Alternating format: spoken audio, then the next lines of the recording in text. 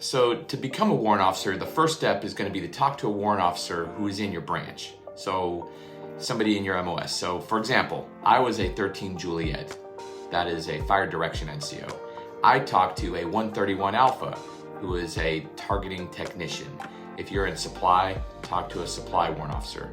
If you're in food service, talk to a food service warrant officer. Now, if you want to become an aviator, that's going to be a different video entirely because we've got to talk about some different things. And then there's also some opportunities for people who are not currently serving in the military to become helicopter pilots. So like I said, we'll talk about that later. Now, if you're already serving in the Army, here are the requirements. First of all, you have to be a US citizen. There's no waiving that requirement. You also have to have at least a GED or a high school diploma. Again, no waivers on that requirement. You have to have a final secret or top secret clearance. If it's in an interim process, that's not going to satisfy the requirement. You must be able to pass the ACFT and satisfy the current height and weight regulations.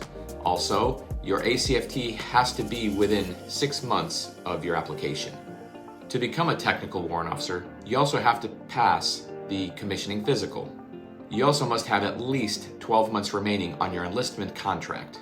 Now, as an enlisted soldier, if you have more than 12 years of active federal service, you must submit a waiver. And if you're older than 46 years old, like I was, you also must submit a waiver. But, as you can tell, I'm a warrant officer, so those waivers do get accepted. You're going to be required to ask a Chief Warrant Officer 3 or higher to write you a letter of recommendation. The packet submission process to become a warrant officer is pretty complicated, but it needs to be that way because only the best will get through.